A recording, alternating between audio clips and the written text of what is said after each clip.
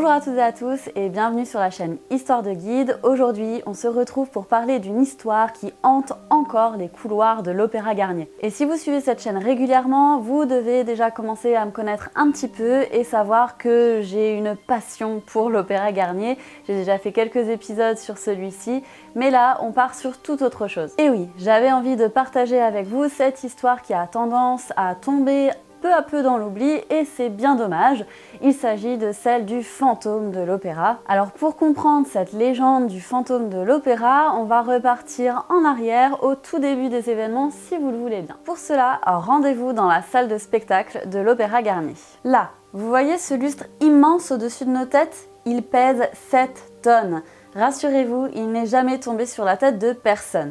Par contre, l'histoire du fantôme est complètement liée à ce lustre malgré tout. Imaginez, nous sommes le 20 mai 1896 à l'Opéra de Paris et ce soir-là est donné un opéra du nom de Hélé, du compositeur Alphonse Duvernoy.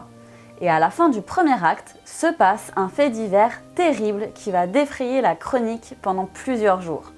Dans le Figaro du 21 mai, le journaliste Georges Grison raconte: Il était exactement 9h moins 3 minutes. Le premier acte touchait à sa fin. On venait de bisser la romance de Madame Caron quand un bruit formidable se fit entendre. En même temps, une vive lueur apparaissait, rapide comme un éclair, et était suivie d'un nuage de poussière qui montait du haut de la salle jusqu'au cintre. Tout d'abord, on crut à une explosion ou à quelque attentat anarchiste.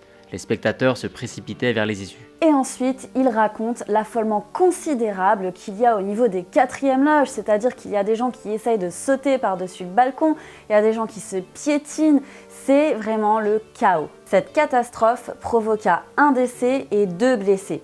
Elle est due à la chute de l'un des 8 contrepoids retenant le lustre grâce à 8 cordes en fil de fer.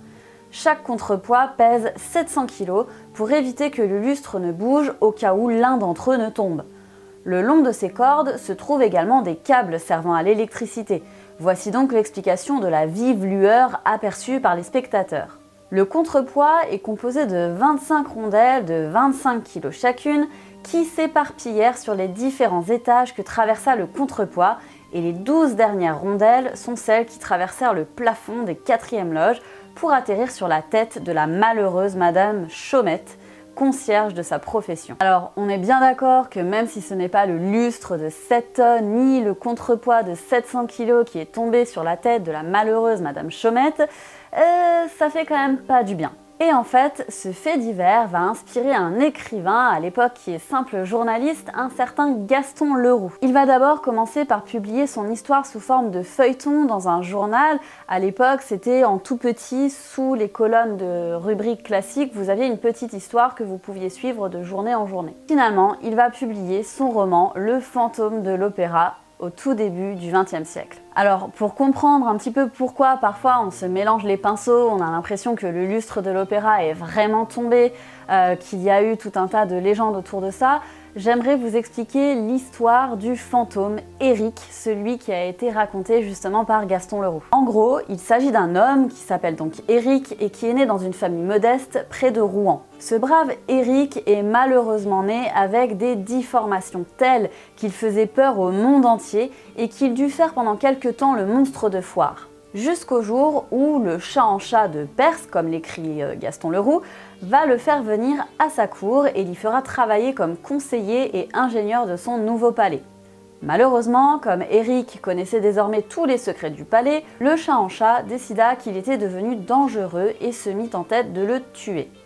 Il va donc fuir et se retrouver après quelques péripéties sur le chantier de l'Opéra de Paris.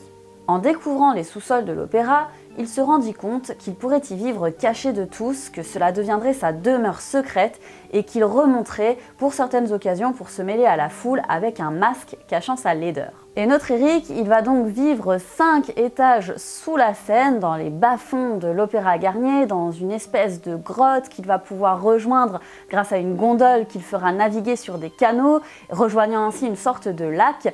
Alors, pour ce qui est du lac de l'Opéra, j'avais déjà fait une petite vidéo que vous pouvez trouver en suivant ce lien qui s'affiche.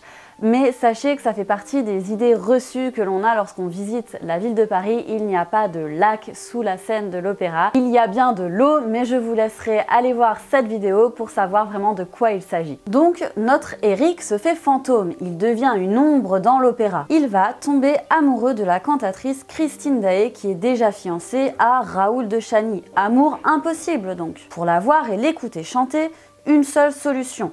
Il veut qu'on lui donne accès à la loge numéro 5. Il envoie des lettres aux 2 directeurs de l'opéra qu'il signe F de l'eau. Et puis ce fantôme, il devient un brin capricieux.